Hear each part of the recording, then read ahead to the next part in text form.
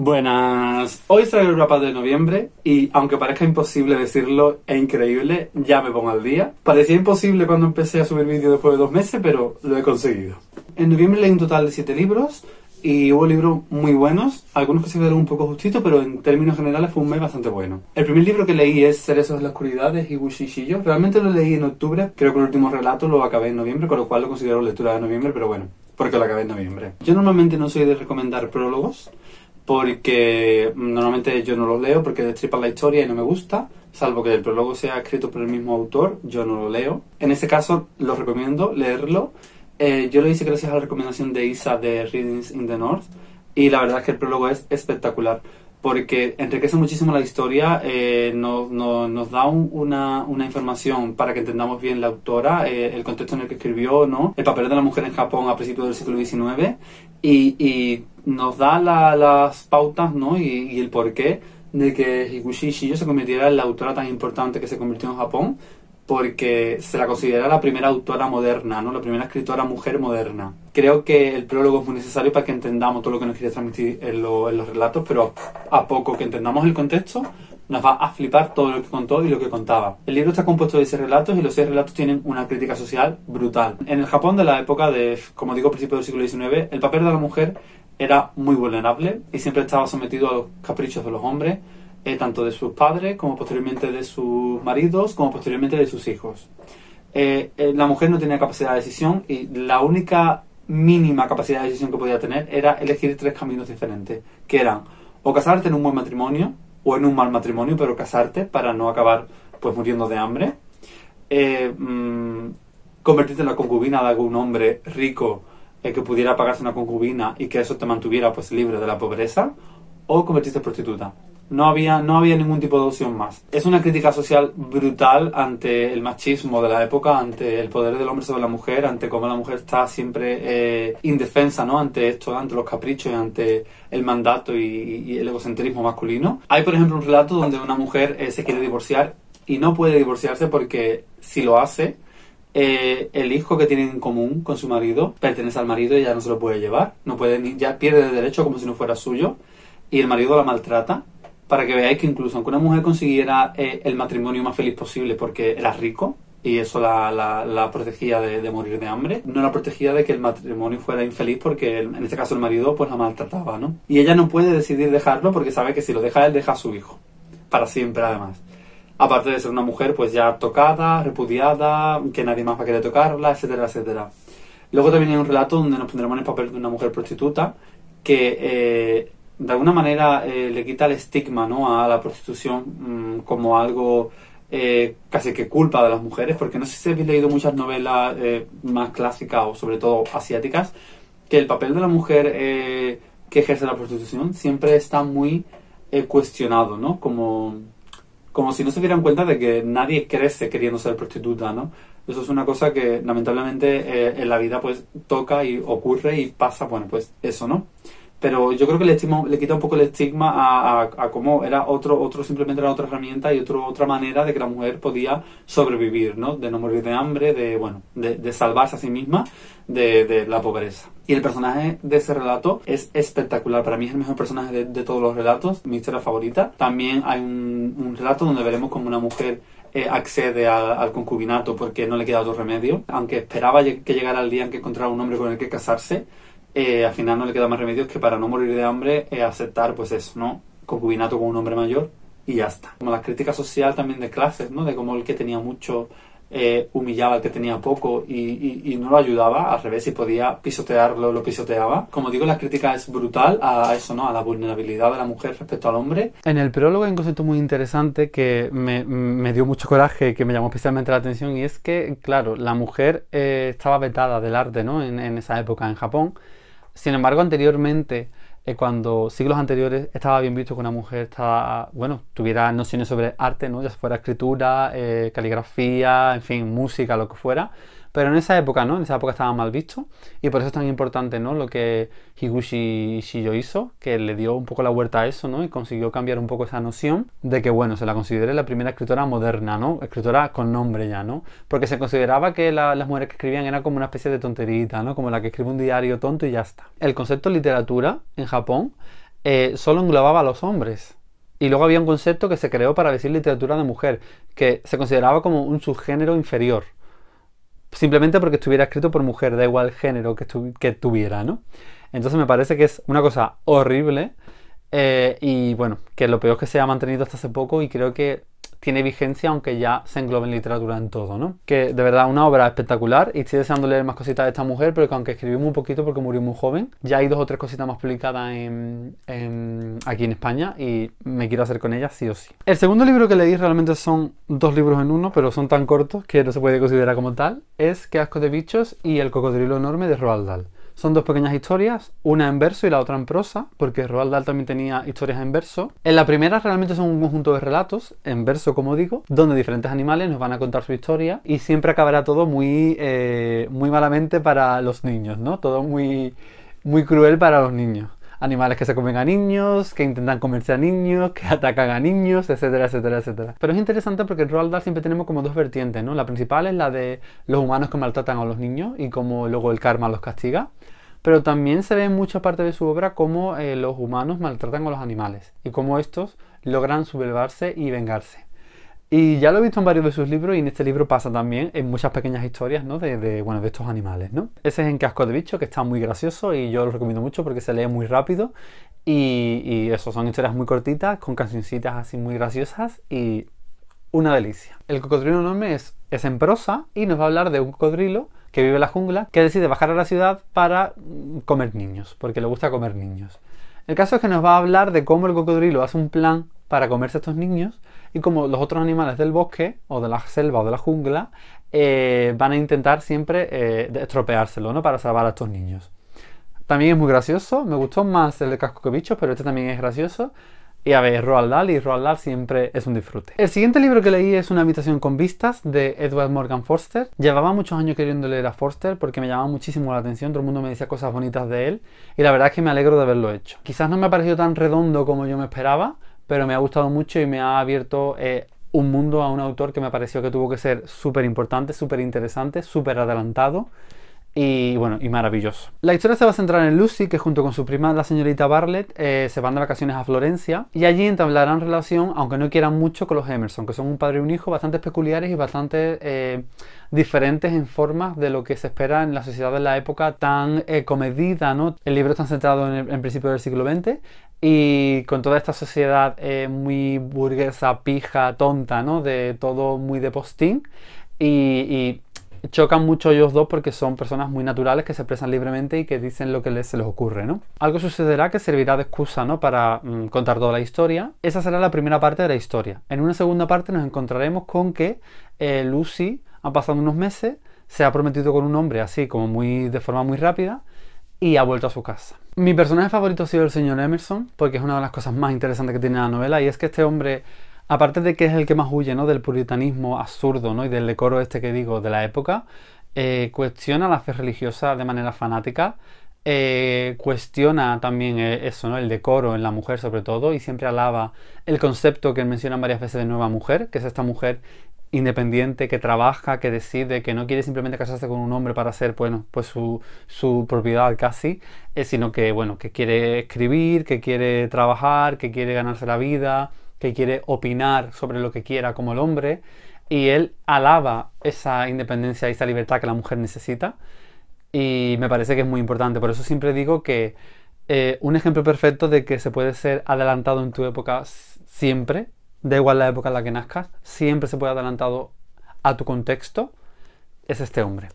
Este hombre escribió a principios del siglo XX y me parece que fue un hombre súper adelantado, y en el libro lo demuestra. Luego también me gustó muchísimo Lucy, porque tiene una evolución brutal, pasa de niña tonta, mimada, a la que obligan a ser sumisa, a ser callada, a respetar ese decoro, a siempre estar como muy pendiente de las formas. Y cómo evoluciona en mujer en dar un golpe en la mesa y decir, yo no quiero esto y voy a cambiar esto porque no lo quiero, porque no me da la gana y quiero hacer la vida que yo quiero. Y eso me encantó, o sea, eso me gustó muchísimo. La pega que le pongo es que del salto de la primera parte a la segunda hubo unos cuantos capítulos y un tramo bastante gordo que me aburrió mucho. Cuando sale Cecil, que es el prometido de ella, el principio de la historia esa de la segunda parte, me cansó un poco. Cuando vuelven a salir los Emerson ya yo conecté otra vez con la historia, me encantó y lo disfruté mucho hasta el final. Pero es verdad que esa parte me estropeó un poquito la lectura. Para todo aquel que me diga que hay que entender la época, es la prueba viviente de que no es verdad. De que se puede ser adelantado a tu época en cualquier época. Dentro de tu contexto, yo no podía esperar que Forster me hablara de la mujer abogada, pero sí que me hablara de una mujer que quiere ser libre, que quiere decidir, que quiere trabajar y que quiere hacer su vida como ella buenamente quiera y que tiene derecho a opinar. Y eso este hombre lo hace. Con lo cual, dentro de su contexto, todo el mundo puede ser adelantado y dentro de su contexto, todo el mundo puede ser machista. Y digo esto porque luego voy a hablar de otro libro que pasa lo contrario a este. El siguiente libro que leí es Aki el zorrito, que es este librito muy finito, muy infantil, que conseguí gracias a Babelio. Y es una cosa muy sencillita, es un libro infantil que realmente es para niños, no es de esos no es Roald Dahl, es un libro infantil para niños. La historia nos habla de una niña que junto con su zorrito Con quiere visitar a su abuela y deciden los dos juntos pues coger el tren para ver a la abuela en el pueblo, ¿no? Muy tierno, muy bonito, tiene unas ilustraciones súper bonitas, a ver si os puedo enseñar alguna. Tiene unas ilustraciones súper bonitas, tiene unos colores chulísimos y ya solo por eso la verdad es que merece la pena. Pero bueno, no es, como digo, no es nada del otro mundo en términos de disfrute adulto, vamos, digamos. El siguiente libro que leí fue un clasicazo del que tengo muchas cosas que decir y fue Drácula de Bram Stoker. Cuando yo me pongo a leer un clásico, lo primero que pienso es que me da miedo que sea muy denso o muy pesado. Con lo cual, la primera gratificación que tuve al leerlo es que me parece que es muy sencillo de leer. Me parece que el género epistolar, además, conmigo casa muy bien y Stoker lo manejaba a la perfección. Y creo que, bueno, que le da facilidad a la hora de la lectura, al menos en mi opinión, ¿no? En lo que me resultó a mí. Aunque creo que puede ser que por culpa de la forma en la que Stoker decidió narrar Drácula, eso conllevará un pequeño fallo, en mi opinión, del que os hablaré más adelante. Quiero dividir la crítica de lo que voy a decir de Drácula en cosas que me gustaron y cosas que no, porque abarca tanto que creo que es mejor que me exprese con lo que me gustó y luego con lo que no. Lo primero que me ha gustado mucho y yo creo que destaca del tirón es la ambientación, o sea, ese aura tétrica, gótica, manrollista, tan bien creada, tan característica y que se mantiene tan bien durante todo el libro. Y además en un género epistolar que está limitado en según qué tipo de narración y aún así consigue mantener siempre ese aura tétrica, tensa, incómoda, ¿no? De qué puede pasar, de peligro, ¿no? Creo que está súper bien llevado y creo que de los libros góticos que he leído, que no he leído 1000, ¿no? Pero bueno, de los que he leído, creo que es el que mantiene, para mí, ese aura más uniforme todo el libro. Como que siempre está en la sombra, ¿no? Ese aura tétrico. Al menos para mí me ha dado la impresión de que de los que he leído es el que mejor lo ha mantenido. Luego otra cosa súper importante que destaque que me ha encantado es el tema del folclore del vampirismo, ¿no? Como Drácula, aunque no fue la primera novela sobre vampiros, sí creo que de alguna manera recoge todas las cosas y le da un universo completo, le da como una autenticidad, ¿no? Como una realidad, y cómo nos habla de toda la leyenda que a día de hoy ya conocemos sobre el vampiro, ¿no? Sobre todos estos aspectos personales de lo que es ser un vampiro, que a lo mejor en nuestros días no nos choca, ¿no? Como que no se ven en los espejos, que se convierten en murciélagos, lo del tema del ajo, ¿no? La estaca, la decapitación, pero que en su día yo creo que tuvieron que ser, pues, rompedores, ¿no? Y que tuvieron que impactar, ¿no? Ahora vamos con lo malo, que también tengo cosas que decir. Lo primero es que aunque hay relatos anteriores de vampiros, ¿no? Que Drácula, como puede ser Manor o como puede ser Carmila, que son relatos súper guays, súper buenos. Creo que sí que es verdad que de alguna manera Drácula consiguió hacer más complejo, ¿no? La historia, ¿no? Y el concepto de vampiro. Pero a la vez creo que dio pasos atrás en términos de la libertad, ¿no? Del concepto de lo que era el vampiro libertino, ¿no? Como ambiguo, ¿no? En el término sexual. Por ejemplo, Manor es una historia de vampiros gay. Carmila es una vampiresa que se encapricha de otra mujer, ¿no? Y muerde a otra mujer. Y en el acto de que un vampiro siempre muerda a un humano, siempre ha habido como un contexto muy sensual o sexual incluso.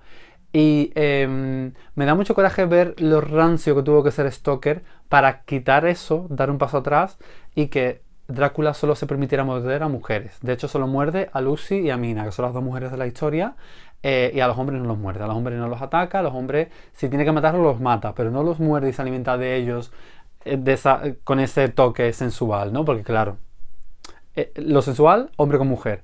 Entonces me pareció muy rancio, me pareció eso muy rancio. Es una de las cosas que no me gustó porque Carmilla es bastante anterior, Manor también, y ya contemplaban esa ambigüedad de los vampiros, que es una cosa clásica. Cualquiera que hoy en día se ponga una película, se ponga a leer un libro actual, sabrá que los vampiros tienen esa ambigüedad y esa libertad sexual que los humanos, pues, de las historias no suelen tener, ¿no? Y ahora, el tema principal por el que no he disfrutado la historia al completo es el tema del machismo. Los personajes se llevan todo el tiempo, y con todo el tiempo digo cada 2 páginas, mencionando cosas como que las mujeres son poco dignas, de como que los hombres son más bondadosos que las mujeres, como que ellas no tienen el mismo derecho a las cosas que los hombres por ser más mentirosas, como si la bondad fuera algo natural en los hombres y en las mujeres lo natural fuera ser egoístas.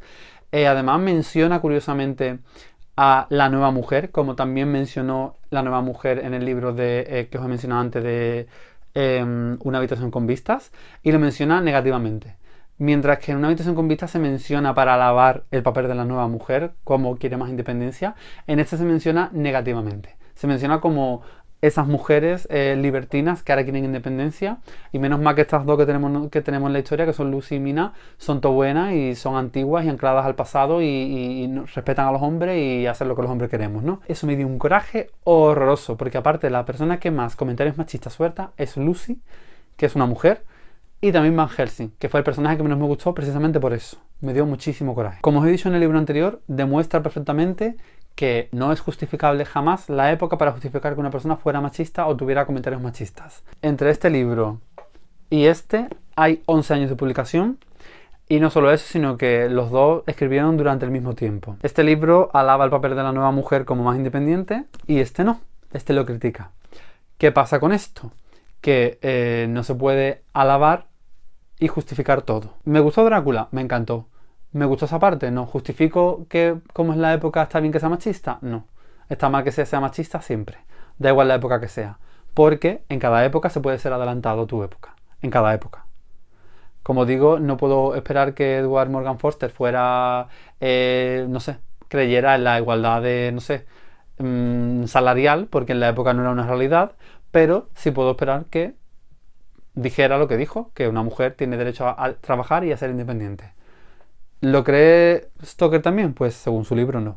Entonces, me da mucho coraje porque cuando mencioné en Instagram que el libro tenía muchos comentarios machistas, mucha gente me habló para decirme que es que había que entender lo que era su época. Y cada vez que menciono que algo es machista, aunque el libro tenga 40 años, ya salta gente diciendo que es la época y hay que entenderlo. No. Lo malo y lo peligroso de esto es cuando la gente interioriza el machismo y no lo identifica. Se puede identificar y aún así que el libro te gusta. A mí el libro me ha encantado. Le he puesto 4 estrellas y no le he puesto 5 por este detalle y por otro que ahora explicaré. Pero el libro me ha encantado. Pero tiene muchos comentarios machistas y eso no está bien. Da igual la época. Da igual la época. El ejemplo perfecto es con el que acabo de poner con el otro libro. Me gustaría más adelante hacer un vídeo hablando del machismo en la literatura, porque es algo que me da mucho coraje y sobre todo me da más coraje cuando la gente lo justifica porque el autor le gusta.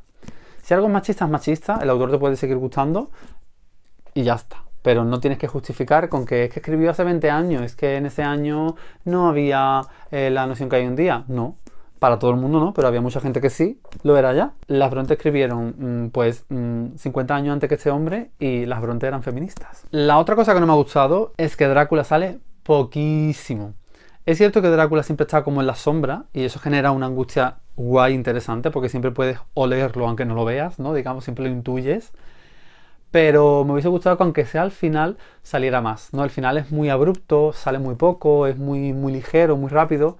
Y me hubiese gustado eso, que Drácula tuviera más presencia activa, no solo en la sombra. El sexto libro que leí fue Todas las cosas de nuestra vida de Hwang Sok-yong. Hwang Sok-yong es un autor coreano que yo había leído hace tiempo porque leí La niña vendida, si no me recuerdo mal. La niña vendida. Creo que el libro es La niña vendida. Shinchon, la niña vendida, eso. Shinchon, la niña vendida, que me encantó, me gustó un montón. Y tenía muchas ganas de leer algo más de él. En esta historia nos vamos a encontrar con Jong-go, que es un niño al que llaman con el mote de ojos saltones, y su madre, que después de que su padre desaparezca y que estén pasando penurias económicas, decidirán mudarse a un barrio, a un sitio que se llama la Isla de las Flores. Gracias a que un antiguo amigo del padre les consiguiera un trabajo allí. Bajo este nombre tan bonito se esconde un vertedero, donde conocerán en profundidad a este hombre y al hijo de este hombre que se llama Trasquilón. Los dos niños van a crear una relación rápidamente, un vínculo enorme rápidamente, que ha sido lo que más me ha gustado del libro. Este libro es la última lectura del Club Wabi Sabi de noviembre, es la última lectura del mes y vamos, la última lectura de 2020. Y creo que ha sido la peor que hemos hecho en el club. Me ha gustado, no digo que sea mal libro para nada, pero creo que se me ha quedado como incompleto. Lo más guay del libro es la crítica social que hace. Como vemos que por una parte hay gente que tira a la basura cualquier comida, cualquier cosa que cree inservible, y como las personas que viven en el vertedero no solo viven de coger esa basura y ver qué se puede vender, qué se puede utilizar o se puede reutilizar, sino que incluso se alimentan de comida en mal estado o que aún no ha caducado, que se ha tirado, porque la gente tiende a tirarlo todo y muchas veces tira pues cosas nuevas. Y me dio un choque enorme cómo puede ser posible que en un país desarrollado, ¿no? Económicamente rico, puede ser que haya personas que vivan alimentándose de la basura en vertederos que deja otras personas, porque no es solo, como digo, que separen lo que se puede vender como chatarra y demás, sino que se alimentan de productos que han tirado. O sea, de productos que están en el vertedero se alimentan. Y fue una cosa que me impactó muchísimo. Creo que por lo visto en la obra de este señor peca de eso, ¿no? De crítica social. Me parece muy interesante porque por lo visto he leído que incluso ha estado en la cárcel por reivindicar en contra del gobierno de su país, que es Corea del Sur. Ya solo por esto merece la pena. Porque cuando te censuran en tu país y te meten en la cárcel es porque lo que estás diciendo hace pupa y es verdad. La historia tiene también como un contenido mágico, no sé si llamarlo realismo mágico, porque sí, podría denominarse que sí, porque tiene como una especie de no sé si llamarlo fantasmas, pero sí como entidades fantasmales, digamos, que aparecen en la historia, que provienen como de la Isla de las Flores antes de que la convirtieran en vertedero, ¿no? Y mezcla un poco la fantasía de esos personajes con la realidad. El problema que he encontrado es que realmente, aunque era muy interesante el tema este, ¿no? De estos fantasmas que pululan por ahí, no creo que esté bien integrado. Me pareció que no estaba muy bien integrado. Y eso me falló un poco. Luego no me gustó el final. Me pareció que el autor dota de mucha sensibilidad a casi toda la historia. Y de pronto en el final parece que la pierde entera y lo deja todo muy frío. Y eso me dio coraje. Y lo que más me ha gustado es la relación, como digo, de los dos niños, de Ojos Saltones y de Trasquilón. De hecho hay un capítulo súper bonito que Trasquilón prácticamente ha nacido en la Isla de las Flores, desde que lo tenía a los 3 años está allí y no conoce lo que es vivir en una ciudad, bueno, donde no es todo basura ni insectos, sino que puede ir a un restaurante, puede ir a un centro comercial, puede entrar en una juguetería. Y ellos dos deciden ir a la ciudad un día. Fue un capítulo súper bonito, fue un capítulo precioso y me hubiese gustado que la historia siguiera ahondando un poquito más en la relación de estos dos personajes porque me hubiese gustado muchísimo. Pero bueno, como digo, no es una historia mala, es una historia interesante que critica algo que se debe criticar, pero creo que se quedó eso, incompleto. Y la última lectura que hice en noviembre, y ya os digo que una de las mejores que he hecho este año, fue Crónica de una muerte anunciada de García Márquez. Por fin me he iniciado con García Márquez, llevo años queriendo hacerlo y nunca lo hacía y ya era hora, ya por fin lo he hecho, que se lo merecía y el resultado ha sido espectacular. A través de una serie de entrevistas el narrador nos va a ir descubriendo las cosas que sucedieron y que desembocó en que Santiago Nazar muriera a manos de los gemelos Pedro y Pablo Vicario. Esta es la sinopsis, no digo ningún hecho, vamos ya con el título, podéis intuir qué pasa. Pero el caso es que me pareció, os lo juro, espectacular. Los hechos se nos van a ir contando de manera desordenada, no hay un orden cronológico, ¿no? Y tú vas pues uniendo las piezas del camino, ¿no? De Santiago Nazar y de los gemelos para encontrarse y pasar lo que pasó y el porqué, ¿no? Y lo posterior. Pero no hay un orden cronológico, como digo, y sin embargo, aunque desde el principio sabes qué va a suceder, es súper tenso, es súper... No sé, a mí me dio mucho nervio llegar a la última página y ver qué pasaba, cómo pasaba. Y me pareció incluso que despertaba sentimientos de impotencia, ¿no? Ver qué iba a pasar y que no podía frenarlo, no sé. Hacer una historia donde al principio te digo qué va a pasar al final y que aún así el lector no deje la página hasta la última, solo lo consiguen los grandes y bueno, entiendo por qué García Márquez tiene el renombre que tiene, porque con este libro, ya solo con este libro, lo merece. Me gustó mucho la idea de que parecía que su destino estaba como fijado, ¿no? Como que por más que se intentara evitar que muriera, le tocaba morir, ¿no? Porque prácticamente todo el pueblo sabe que los gemelos quieren matarlo. Hay muchos personajes que no se lo creen, otros personajes que aunque se lo creen pasan y le da igual que lo pueda hacer, a sabiendas de que pueden hacerlo. Y los personajes que se lo creen y que quieren evitarlo y quieren poner en sobreaviso a Santiago, no consiguen ubicarlo, ¿no? Llegan tarde justo cuando se ha ido, o piensan que están en un sitio y luego él cambia de opinión y se va a otro lado, ¿no? Como que todos los personajes que de alguna manera quieren avisarlo, no lo ubican. Y los personajes que lo ubican no quieren avisarlo porque o no le dan importancia o le dan igual, ¿no? Entonces parece ser como que, aunque todo el pueblo lo sabía, y con que una persona que se cruzó con él lo hubiese avisado, podría haberse salvado. Parece que estaba como escrito, ¿no? Como que le tocaba a él y tenía que pasar sí o sí. Y no sé, esa idea me pareció que es una idea muy típica, ¿no? Del realismo mágico, pero que a mí personalmente siempre me parece muy curiosa. Yo creo que ya lo he dicho todo sobre el realismo mágico, lo que me gusta, y cada vez que di pasitos nuevos me gusta más. Pero hay una característica que me gusta especialmente, que encuentro siempre, sobre todo en los autores latinoamericanos, y es la naturalidad con la que pueden narrar hechos horribles. En el asesinato de Santiago, que es horrible, cruel, súper violento, que te deja súper impactado, impacta aún más lo natural, incluso lo frío, no sé si la palabra sería frío, pero con la que se narra el hecho, ¿no? Como sin juicio, no hay juicio aparente en la narración, consigue que impacte y guste incluso más, ¿no? Evidentemente no voy a atreverme a hablar sobre cómo es la pluma de García Márquez porque creo que no soy quien, pero sí quiero decir que me ha gustado un montón. Me parece que cada palabra y cada frase estaba perfecta, que no le sobraba nada. Pensaba leer este año 100 años de soledad, pero al final me decanté por este y me alegro porque es más corto, me ha encantado y creo que me gustaría ir de menos a más, ¿no? Empezar por libros más cortos y dejar como 100 años de soledad como plato fuerte cuando ya haya leído unos cuantos, ¿no? Creo que el siguiente que voy a leer es o Del amor y otros demonios, creo que se llama, o Historia de un náufrago, o Relato de un náufrago. Relato de un náufrago creo que es. Bueno, yo es que con los títulos me lío. El caso es que creo que esas dos van a ser las dos siguientes historias que lea y me gustaría leer ambas el año que viene, o si puedo leer una tercera, pues una tercera, pero me gustaría leer rápido su obra porque estoy como avaro de más historias de este hombre. Como veis, ha sido un mes bastante potente porque entre Sexo en la oscuridad, Drácula, Una habitación con vistas, Crónica de una muerte anunciada, todas las cosas de nuestra vida, ha sido un mes potentorro en cuanto a lecturas. Y nada, que espero que os haya gustado el vídeo, que ya por fin, como digo, me pongo al día y que me encantará que me digáis que habéis leído en noviembre vosotros. Que muchas gracias por vuestros comentarios, que muchas gracias por suscribiros y hasta el próximo vídeo.